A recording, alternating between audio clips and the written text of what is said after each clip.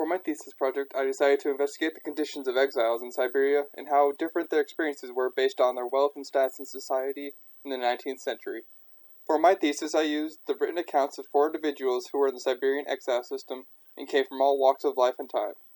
The way that I came to this subject as a thesis topic was during my early research regarding what I wanted to do for my thesis. During this research, I stumbled across a comment in one of my sources that mentioned that the lives of exiles in Siberia were often better than the lives of those who lived in European Russia.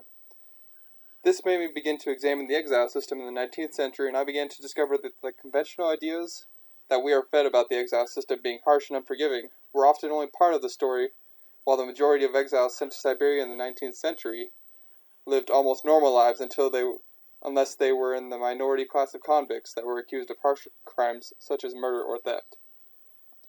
These political exiles were often sent to Siberia by the government trying to merely reduce the trouble within their own borders and deal with a large number of criminals that overflowed their prisons from their strict justice system having such broad authority when labeling someone as a criminal. In my thesis, I studied these people in their path through this exile system in the 19th century. These individuals were of various pedigrees, wealth, and lived during different times. In my thesis, I am trying to juxtapose their experiences to create a view of how different the experiences of the exiles were in the system depending on their status in society. One of the actions that cemented Siberian exile as a staple of the Russian government system and expanded the scope of which individuals were viable to be exiled was in 1649. This act was a penal code enacted by a parliament that established a new serf class and provided nobles the ability to own serfs in exchange for not serving in the military. In 1753, capital punishment was abolished in Russia and replaced with the sentence of perpetual banishment to Siberia, with hard labor replacing the death sentence that many of the outlaws would have been faced with prior to this. Then, on the 13th of December, 1760, another law that was passed that significantly accelerated the speed at which people were being exiled to Siberia. On this date, the Senate passed a law that became one of the principal laws that molded the practice of exiling people into society. This law provided landowners authority to send unruly peasants into exile in the region of Nerchinsk. This law came about as the Russian government realized that they had a financial issue that needed to be solved, and it created exile more as a display of power and a tool of punishing disobedience rather than punishing criminality.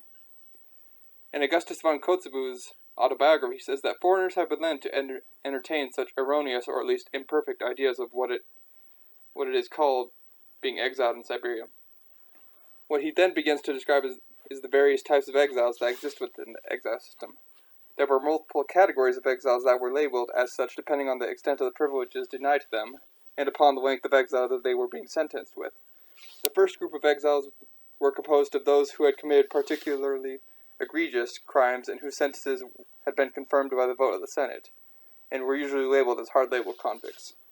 These exiles were sent to the harshest conditions of Siberia, such as the mines of Nerchinsk, and subjected to various methods of capital punishment. The second group of exiles were those that were accused of less extreme crimes, such as theft, political dissent, or vagrancy.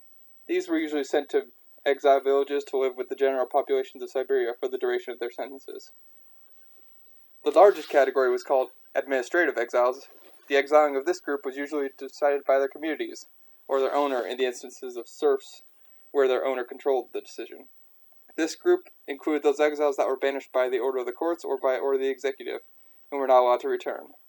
Within this group existed an exiled for life group that had been convicted of a crime that would have resulted in individuals that were not privileged as them being imprisoned instead of exiled. A significant proportion of the population labeled as exiled were those who accompanied the aforementioned classes of exiles in Siberia. This group was special because of their decision to enter exile voluntarily, and they were afforded greater freedoms because of this. This group often composed nearly 30% of the annual amount of exiles due to the likelihood that each group was composed of multiple people, including wives and children of the exiles. Depending on which categories these people fell into, they could have drastically different experiences regarding transportation, housing, and interactions with government officials. The early stages of the exile system prior to 1823 were composed of a series of experimental laws and measures being applied as the Russian government attempted several different methods of managing the exile system. During George Kennan's tour of the forwarding prisons in Siberia, He describes the early history of the exile transportation system by saying, "Up until the close of the 18th century, very little attention was paid to the exiles in transport en route, and still less to the proper organization and control of the exile system. This meant that the standards for how the different levels of prisoners were treated and what rules were followed were blurry and veiled and varied, resulting in some hardened criminals being allowed to walk free within Siberia, while simple peasants accused of little more than lacking good work ethic were sent to Siberia to serve a sentence of hard labor in the various mines of Siberia." This disorganized system led to the account of my earliest research subject, Augustus von Kotzebue, an accomplished author with many plays and novels to his name, and a former Russian citizen who had left Russia to live in the Weimar Republic with his wife. When Augustus was seeking to return to Russia with his wife to visit the family home, he was detained by officials with orders to arrest him by the Tsar himself. After being transported to the governor of the province, who was unable to help Augustus, as his only job was to forward his status to St. Petersburg and schedule Augustus' next leg of his trip, Augustus was informed by a courier that took pity on him that the letter he was delivering contained orders to transport him to Tobolsk. Tobolsk was a city in central Russia that would play a central role in the Siberian exile system by becoming the first place to become organized and establish the Bureau of Exile Administration that would be a focal point that the majority of exiles during the 19th century would pass through and be stored in as they awaited orders for the location of their exile. During my research, Tobolsk came up in almost every single account that I looked at. Despite the initial confusion regarding his arrest, Augustus's experience in Siberia was generally easygoing due to his writing of plays and literature gaining him name recognition in places where he stayed, and the fact that many of the people he met were also exiles that understood his situation. Many of the exiles in Siberia were political exiles that they had captured from many of the provinces that they conquered. Eva Folinska is an example of these conquered subjects, as she was a literate noblewoman that opened schools and funded education, but fell victim to the Russian government's paranoia and found herself caught up in a gathering of people being rounded up for political conspiracy. Eva was arrested after the establishment of the Bureau of Exile Administration, so that the means of her treatment within the exile system as a noblewoman was mediated, and there were rules of regulations for how she should be treated. Maria saw benefit from these rules during her transport, where she notes early into her exile that she was suffering mentally from being unable to rest while traveling and only received relief when the postmaster witnessed her pitiful state, and, as Eva states, he immediately perceived that the guard was abusing his power, as, on account of my sex and age, the government instructions had been framed in a considerate manner. After this, her escort frequently stopped for the night and allowed her to sleep in hotels and inns for the duration of her journey instead of trying to sleep in the carriage cabin that had caused her so much discomfort. One especially interesting account that I used for my thesis was the story of Maria Volkonsky, a daughter of a highly influential family within the Russian aristocracy. She was married to Sergei Volkonsky, a war hero who became radicalized during his exposure to enlightenment during the Napoleonic Wars. After her husband was arrested and sent to Siberia by being involved in a political conspiracy organization, she decided to follow him. Although throughout the history of the exile system in Siberia, there was a significant portion of these exiled that consisted of the wives and children of men who were exiled, Maria's position was unusual due to her pedigree and wealth that she was willingly foregoing in favor of exile. The conditions for Maria Volkonsky and the exiling of the Decembrants into Siberia were particularly unique due to their publicity.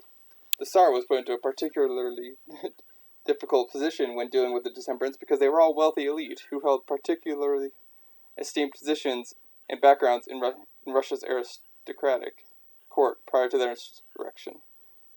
Their education and literacy meant that their correspondence often kept them in the public eye, and the elites of Europe were keeping a close eye on the treatment of the Decembrants. In Maria's letters, she writes, "The women hovered over the prisoners like guardian angels. In the end, Bernyshev, the commandant, had to resign himself to the fact that, with their arrival, his arbitrary rule had come to an end. He knew that they had powerful connections to the court and could not be silenced." One example of this occurred shortly after her arrival at the prison when, upon bearing witness to the working conditions of her husband and other prisoners, she lamented her delay in not traveling there sooner and became resolved to improve the conditions of the prisoners. Maria and the women then physically positioned themselves in advantageous locations that stalled and halted the work of the mine, and intimidated the administration to renounce his label and the unfavorable conditions that caused the hunger strike. The admin of the prison was forced to acquiesce to these demands of the Decemberist wives, often because his refusal or punishment of their boldness would likely end up causing a mutiny and get him killed. The last subject of my thesis is actually a political exile who was arrested during the political turmoil of the Japanese-Russian War and the Brewing Revolution. Her name is Maria Sukhov. She describes the judicial court of her time, saying that in those years politicals had not been tried in a court. Since the 70s they had been exiled in the administrative order, which means that anyone suspected of political unreliability was sent, after a more or less protracted stay in prison, to some remote northern province, or to Siberia. Due to the government's preoccupation with the war, Maria was generally ignored by the government officials, and her sentence was commuted to merely life in Siberia rather than imprisoned for life. One thing that makes her story particularly interesting is the duality of it, because once she reached Siberia, she staged an escape and became involved in a political group that had executed the murder of a government official, and she was captured again during this execution. And this time she was sentenced to life in prison. This contrasting view within the same story provided me with great insight into the differences between the experience of exiles that existed within different levels of the system. Through my research, I found that the experiences of exiles were varying and depending on their status in society, and they often benefited from several situations, such as an inefficient government, political turmoil, and the goodwill of other people in Siberia.